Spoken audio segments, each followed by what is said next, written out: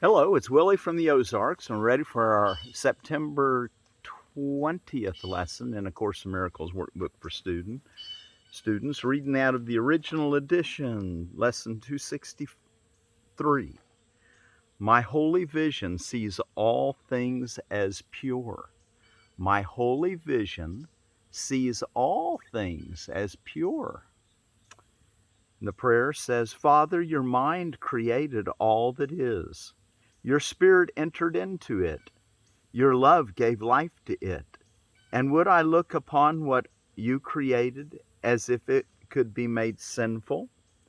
I would not perceive such dark and fearful images.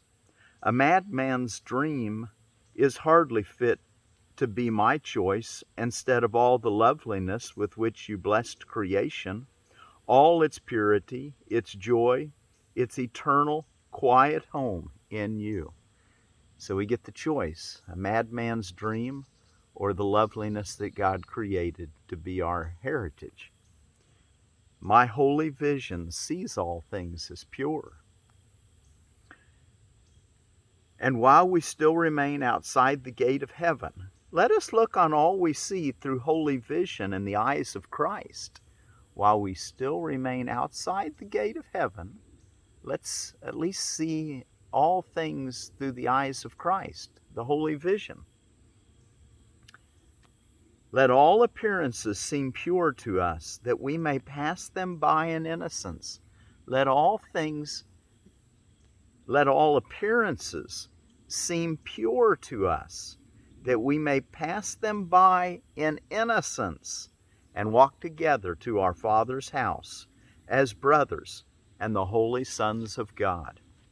Such a beautiful affirmation of our innocence and our oneness with perfection and with God, with purity, with innocence. My holy vision sees all things pure, sees all things as pure. All right, let's take a look now in our text reading for today. And we are ready for the uses of projection. The uses of projection. And what we're going to look, that's in chapter 6, Attack and Fear, section 3, the uses of projection. While you're turning there, let me show you this plant I got. I'm going to try it as a wintertime in a pot. I'll probably put it in a bigger pot, but this is big enough for now. It's a sage. This is the variegated sage. Salvia officinalis is the Latin name. The variegated kind is often used as an ornamental, but it has the same values as other sages as far as edible, or may have some other values that we don't know of at this point. But the leaves are edible, like all sages, and used a lot in seasoning. I've always heard my teacher, Charlie, my yoga teacher, he said sage is good for sages. He'd said something like that. He said it has good qualities in it that help awaken the mind. So that was Charlie. I haven't really found a lot about that, but sage may have a lot of qualities that we don't know anything about. And I wanted to mention, I talk about these plants and their healing and health benefits because that's where we're at. But the greatest healing is of the mind. So that's what we're studying A Course in Miracles. But, in the meantime, you might as well eat right. Most of us are probably not going to become breatharians in this incarnation. So, I do know I get some friends who make it a really major part of their lives to look into the sun gazing, the first 30 minutes and the last 30 minutes before it sets and rises, that you can look into it, and that light helps your eyes, helps your whole body be filled with light. Anyway, a friend of mine was telling me, he said, he guess if you did enough sun gazing, you probably wouldn't need any food at all. I don't know. I love to do a little sun gazing. That's kind of, I usually a lot of times close my eyes because that's when I like to meditate, right at the changing of the the day into the night, or the night into the day. Anyway, it says on WebMD that the leaves are high in vitamin C and A, also in antioxidants, which help reduce risks of cancer, high in vitamin K, which helps in the clotting of blood. So there's just a few things that we know it's good for. Okay, the uses of projection. Any split in will must involve a rejection of part of it, and this is the belief in separation. Let's read that again. Any split in will. You have a will to do one thing and a will to do another thing else that you don't want to do, or that you do but you don't, the fight of the will. Well, any split in will must involve a rejection of part of your will, and this is the belief in separation. You've rejected that part of our will that is the God part. Trying to get away from love. We're kind of silly, aren't we? The wholeness of God, which is His peace, cannot be appreciated except by a whole mind, which recognizes the wholeness of God's creation, and by this recognition knows its Creator. Exclusion and separation are synonymous, as are separation and dissociation. We have said before that the separation was and is dissociation, and also that once it had occurred, projection became its main defense, or the device that keeps it going. The reason, however, may not be as clear as you think. 26. In the ego's use of projection, to which we are obviously referring, what you project you disown, and therefore do not believe is yours. You are excluding yourself by the very statement you are making that you are different from the one on whom you project. Let's read that again. In the ego's use of projection, to which we are obviously referring, what you project you disown, and therefore do not believe is yours. You are excluding yourself by the very statement you are making that you are different from the one on whom you project. Since you have also judged against what you project, you continue to attack it because you've already attacked it by projecting it. By doing this unconsciously, you try to keep the fact that you must have attacked yourself first out of awareness, and thus imagine that you have made yourself safe. 27. Projection will always hurt you. It reinforces your belief in your own split mind, and its only purpose is to keep the separation going. It is solely a device of the ego to make you feel different from your brothers and separated from them. The ego justifies this on the wholly spurious grounds that it makes you seem better than they are, thus obscuring your equality with them still further. Projection and attack are inevitably related, because projection is always a means of justifying attack. Projection is always a means of justifying attack. Anger without projection is impossible. 28. The ego uses projection only to distort your perception, both of yourself and your brothers. You know what I kind of do to keep that distortion from occurring? A little favorite saying I say to myself often is, well, there's just one of us. And it brings back that concept of unity. What I'm going to do to my brother or sister, or what I think about them, I'm thinking about myself, to myself. Because there's only one of us. The ego uses projection only to distort your perception, both of yourself and your brothers. The process begins by excluding something you think exists in you, which you do not want, and leads directly to excluding you from your brothers. We have learned, however, that there is another use of projection. Every ability of the ego has a better counterpart, because its abilities are directed by the mind, which has a better voice, the one voice, the Holy Spirit. The Holy Spirit, as well as the ego, utilizes projection. But since their goals are opposed, so is the result. The Holy Spirit begins by perceiving you as perfect. Knowing this perfection is shared, He recognizes it in others, thus strengthening it in both. Instead of anger, He arouses love for both because it establishes inclusion. Perceiving equality, the Holy Spirit perceives equal needs. This invites atonement automatically, because atonement is the one need which in this world is universal. We all need atonement. To perceive yourself this way is the only way in which you can find happiness in the world. That is because it is the acknowledgement that you are not in this world, for the world is unhappy. 30. How else can you find joy in a joyless place except by realizing that you are not there? You cannot be anywhere that God did not put you. And God created you as part of Him. That is both where you are and what you are. It is completely unalterable. It is total inclusion. You cannot change it now or ever. It is forever true. It is not a belief, but a fact. Anything that God creates is as true as He is. Its truth lies only in its perfect inclusion in Him, who alone is perfect.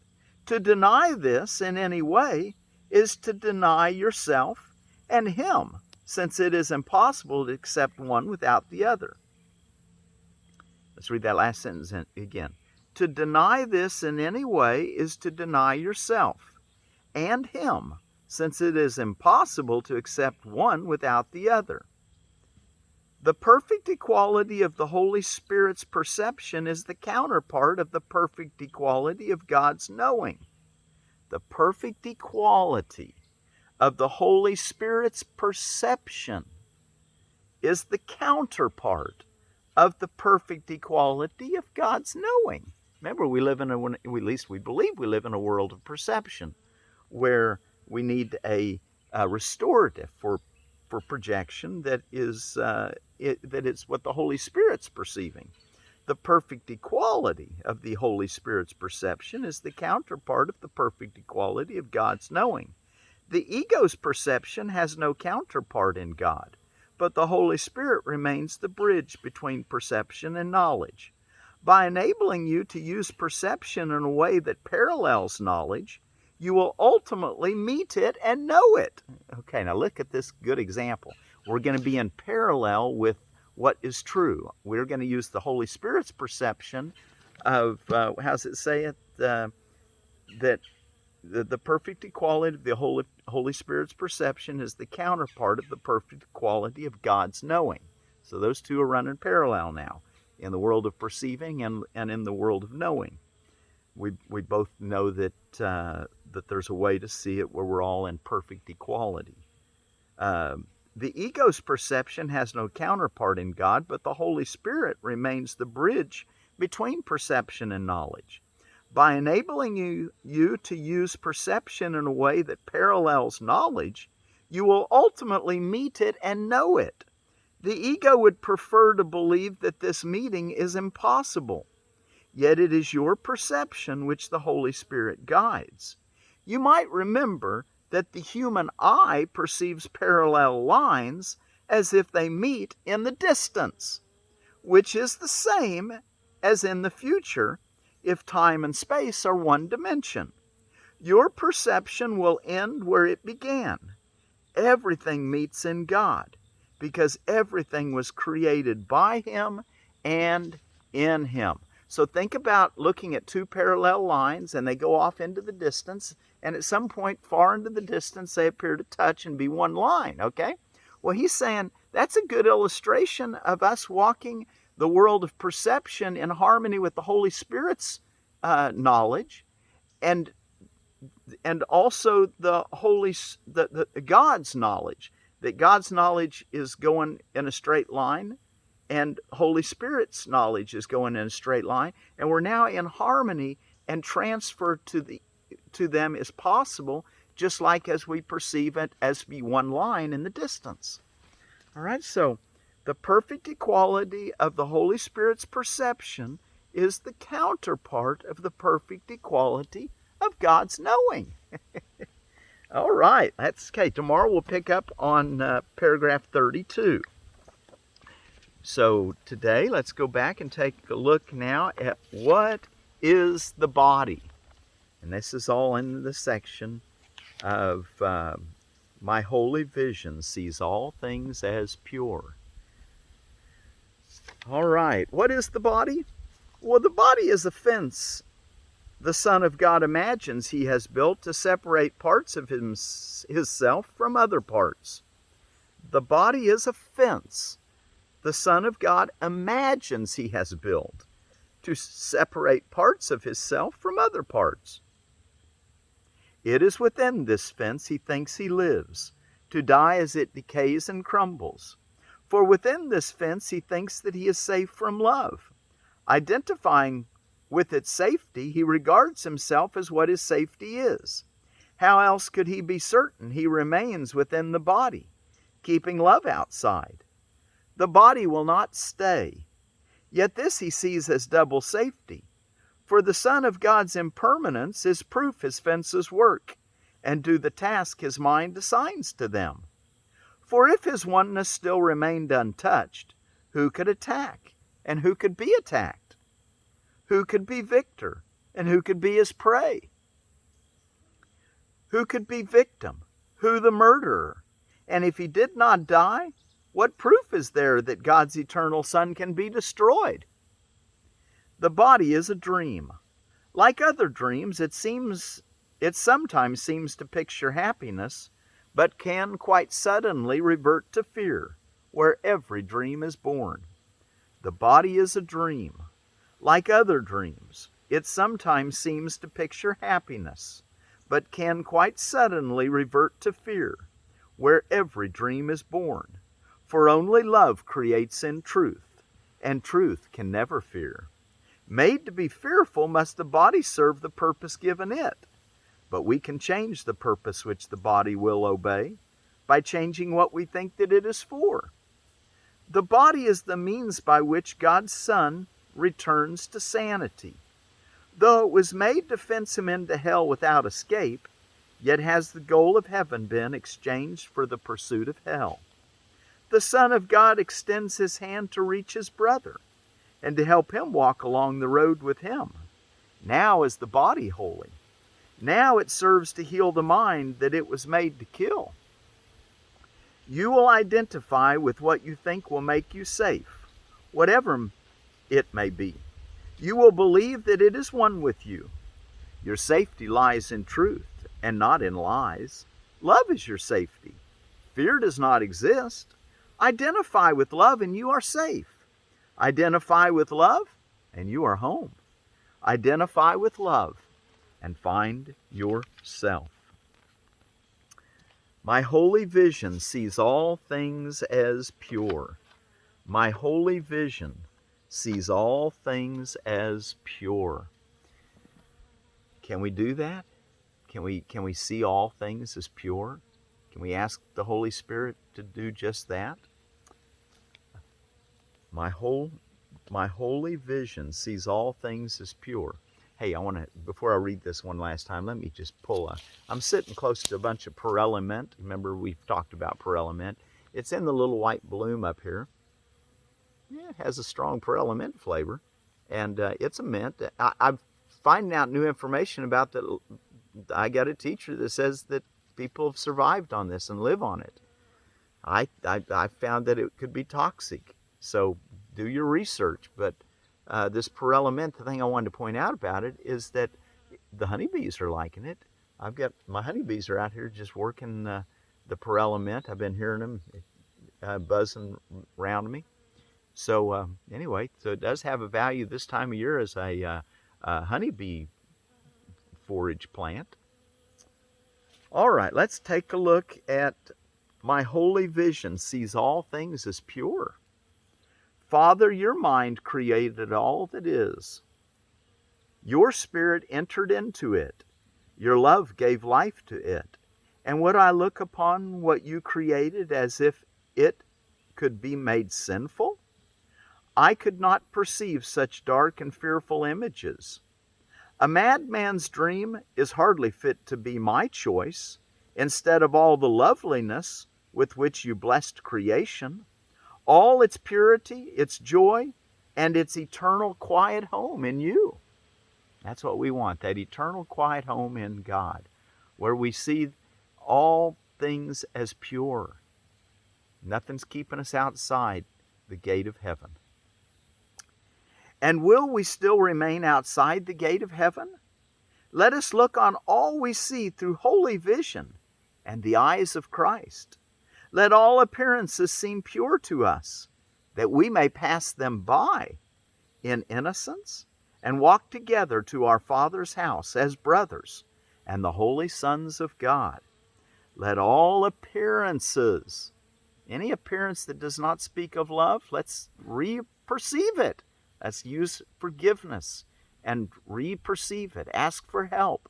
Go into the silence. Be still and quiet until you can say, let all appearances, let this appearance seem pure to me, that I may pass it by in innocence and walk together to my Father's home as brothers and the holy sons of God. So that last paragraph one last time. And while we still remain outside the gate of heaven, let us look on all we see through holy vision and the eyes of Christ. Let all appearances seem pure to us, that we may pass them by in innocence, and walk together to our Father's house as brothers and the holy sons of God. My holy vision sees all things as pure.